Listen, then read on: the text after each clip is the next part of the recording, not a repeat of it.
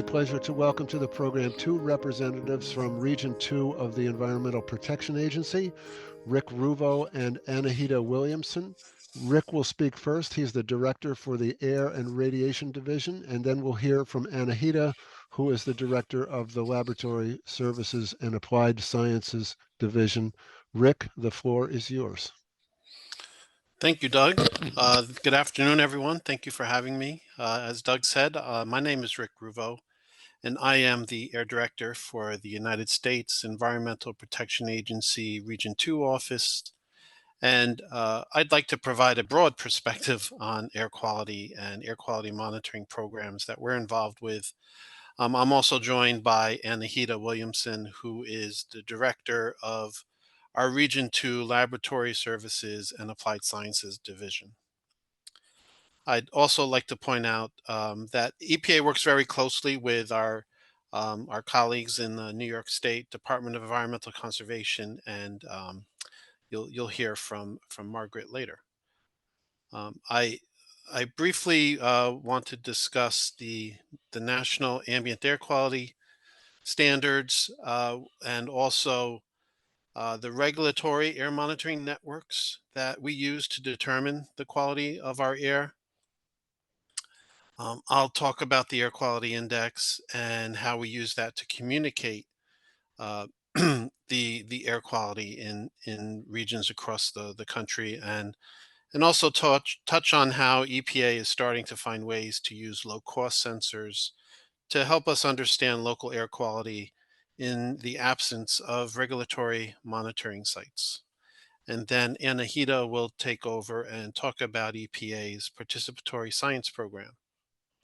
The Clean Air Act requires EPA to set national ambient air quality standards, which we also affectionately call the NAAQS, for widespread pollutants that are considered harmful to public health and the environment. And this pollution comes from numerous and diverse sources. EPA has set NAAQS for 6 principal pollutants. We also call these criteria air pollutants. They are ozone, particulate matter, carbon monoxide, lead, nitrogen dioxide, and sulfur dioxide. And the Act also established that there be 2 types of standards for these pollutants.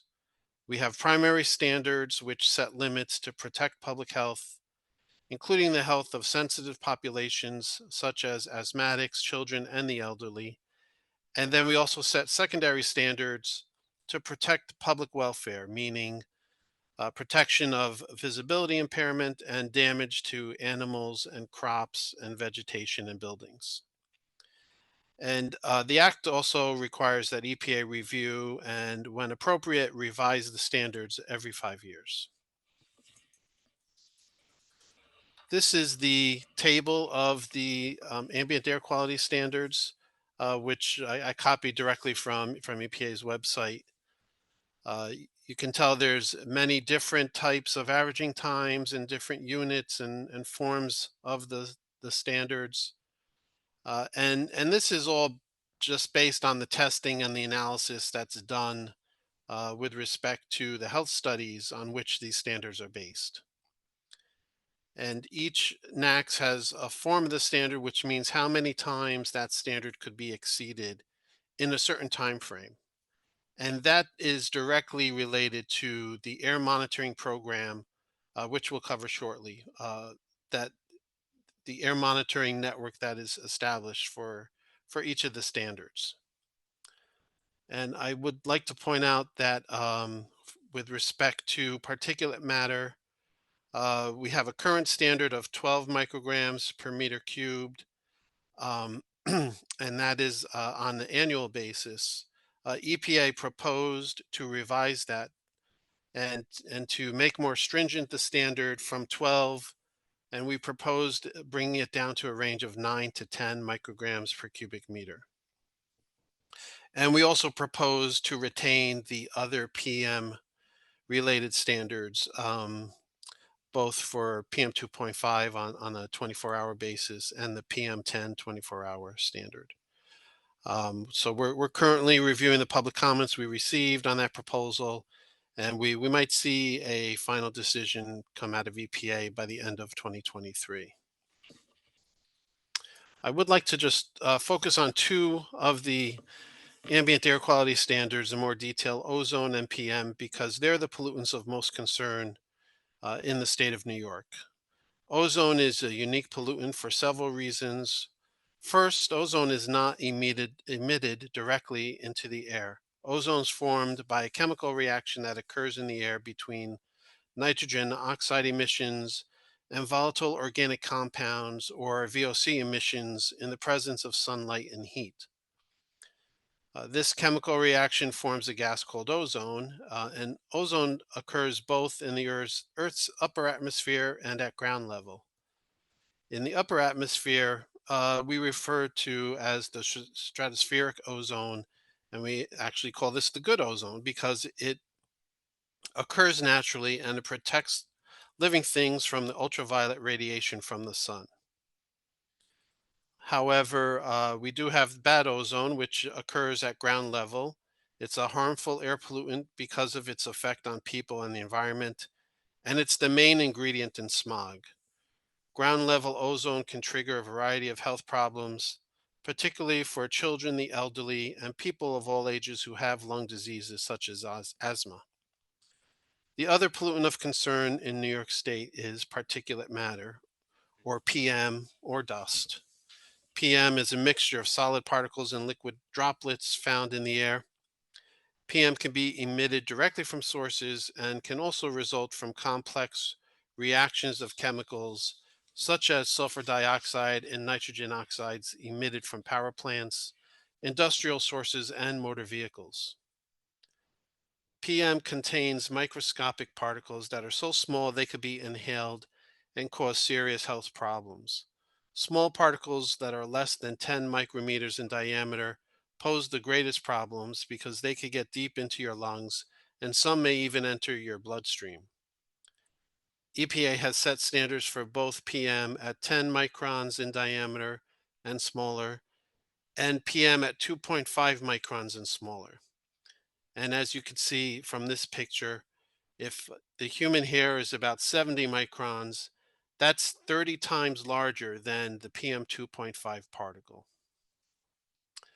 So, how do we measure and monitor the outside air to determine the quality of the air and the concentration of these NACs pollutants in the outside air?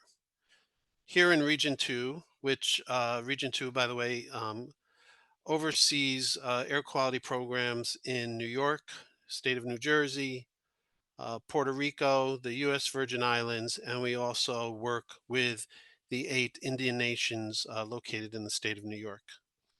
And in Region 2, we have over 100 regulatory air monitoring stations that are operated by the environmental agencies of all those states and territories.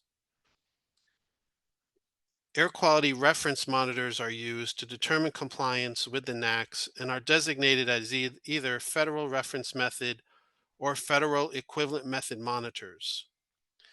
We use these FRM or FEM monitors, and we're required to use those under the Clean Air Act. These monitors must meet strict operating and performance requirements. The reference monitors produce very high quality, accurate data. There is precise operation, siting, and quality assurance and quality control measures that are necessary to ensure that reference monitors produce accurate, high quality data. And through a combination of grant funding from EPA, in addition to the funding that the states provide themselves, states operate air pollution monitoring networks, which are a collection of sites equipped with instrumentation for measuring one or more pollutants. Monitoring networks are designed and operated for specific purposes and objectives, using the appropriate instrumentation in order to adhere to the stringent needs for accuracy and completeness. EPA relies on the state monitoring for its decision making and regulatory planning.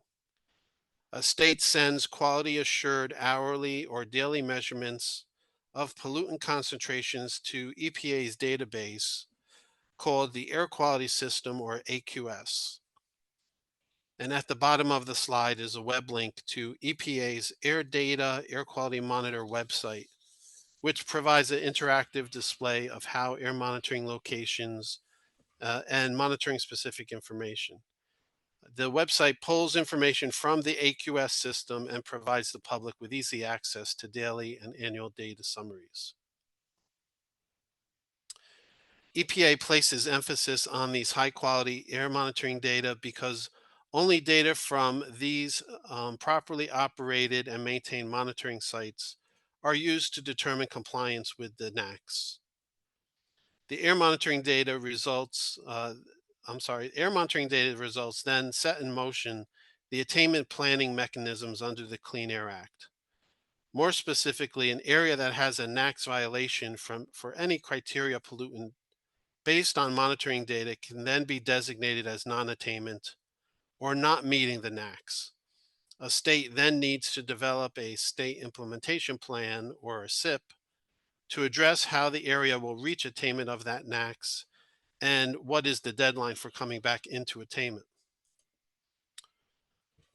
This is a map of the ozone non-attainment areas in Region 2. Ozone exceedances occur in the New York City and Philadelphia metropolitan areas. We see ozone exceedances up and down the Amtrak corridor throughout the Northeast states. And we also see exceedances here in the larger cities of upstate New York. And here also is a map of the historical PM 2.5 non-attainment areas, which basically again encompass the New York City and Philadelphia metro areas. These areas, in fact, are currently measuring attainment, and we're anticipating the finalization of the new PM standard, where we remain hopeful that the areas will continue to remain in attainment of any new standard. So that's just sort of a basic overall idea of our air quality planning cycle. EPA establishes the standards. We have monitors. We look at the data. We designate areas. We'll develop SIPs, and then we'll bring areas into attainment. I also want to just briefly touch on the AQI, or Air Quality Index. Um, Margaret from New York State DEC will also speak to this, so I'm just going to introduce the program. The Air Quality Index was established by EPA as a method to translate air quality data measurements into potential health effects. The AQI is a numeric scale for reporting air quality that describes how clean or polluted the air is at a given location, and also indicates any associated health effects that may result from exposure to the air. Again, the AQI is a numeric scale. It's not the specific concentration of pollutant in the air. The AQI is divided into 6 color-coded levels in order to quickly determine whether air quality is good or unhealthy. There are specific concentration breakpoints for each of the 6 levels, and they vary by the pollutant.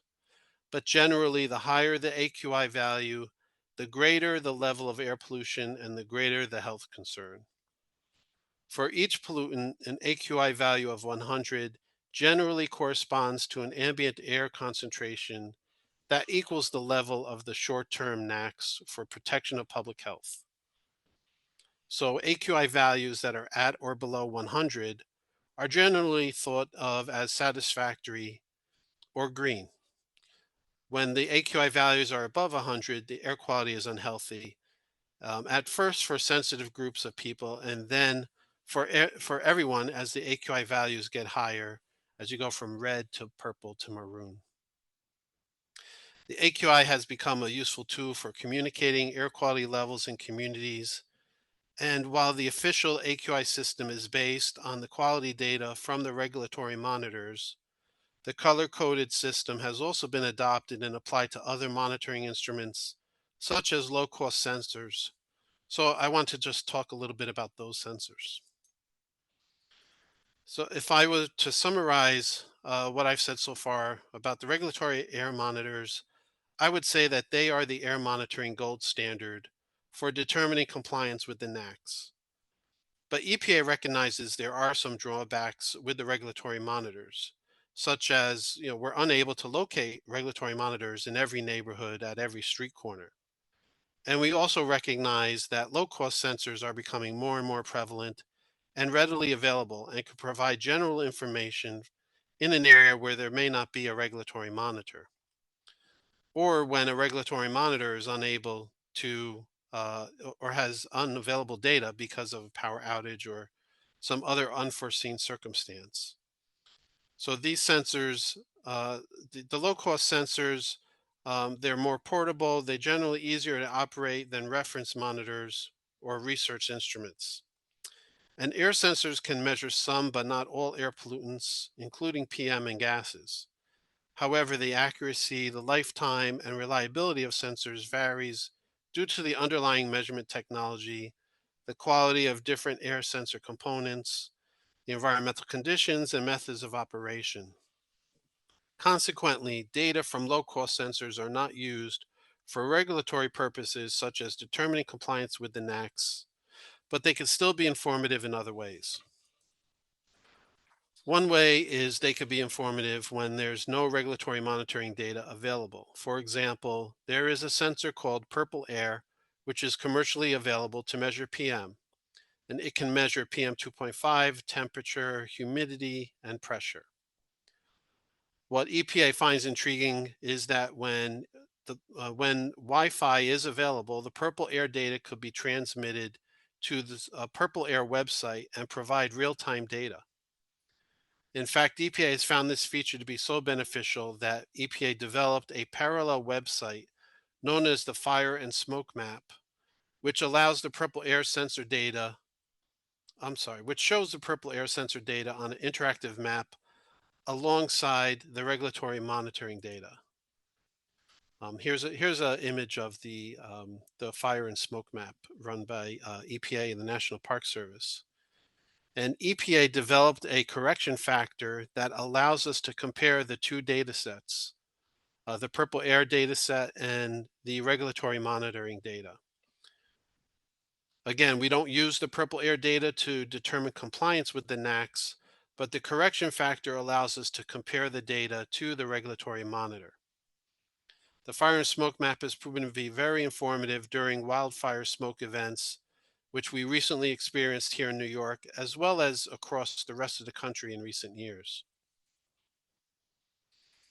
EPA has also developed a guidebook for using air sensors and the different factors to consider when using different types of sensors for different purposes. This is a link to EPA's air sensor toolbox where you could find the guidebook. I'd now like to turn things over to my colleague, Anahita, Director of Region Two's Lab Services and Applied Science Division. Anahita? Rick, thank you so much, and good afternoon, everyone. So I have the pleasure of overseeing our participatory science program in the region, which was started back in 2012 by our regional administrator at the time, Judith Inc., and our equipment loan program, which was started in 2014.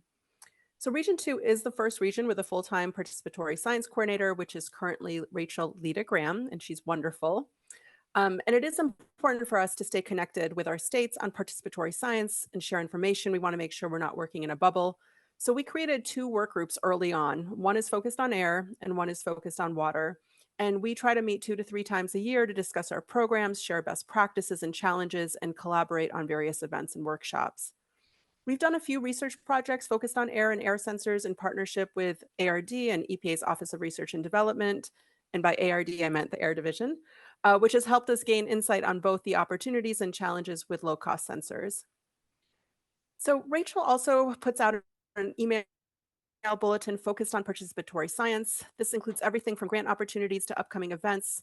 If you'd like to join our listserv, please send me an email and we'd be happy to add you. I'll put my email in the chat. Next slide, please. I just wanted to briefly highlight our equipment loan program. So recognizing that equipment, even basic water quality monitoring equipment, can be challenging to purchase for various organizations, we launched an equipment loan program focused on water in 2014, and it's been quite successful. We've had NGOs, academia, schools, and Indian nations utilize the program. The priority for the equipment is given to underserved and environmental justice communities, to new applicants, and to our nations. And to date, we've had 35 different groups leverage the program in New York and New Jersey, along with a few of our nations. And we have a separate program for Puerto Rico and the Virgin Islands. And I just wanted to highlight for this group that we are going to be starting an air equipment loan program. Initially, it will be focused on loaning purple airs, as we've had experience with these sensors, as Rick mentioned, and we've received inquiries and interest about them from various organizations. So the program would be similar to our water program in terms of requirements, and we're working on that right now. So that'll be launched soon. And that's all I have. Thank you so much, Rick and Anahita. That's very exciting about the air monitoring loan program. I think a lot of people on this webinar will be very, very interested in learning more about that when it happens. So thank you for all your good work and for your presentation.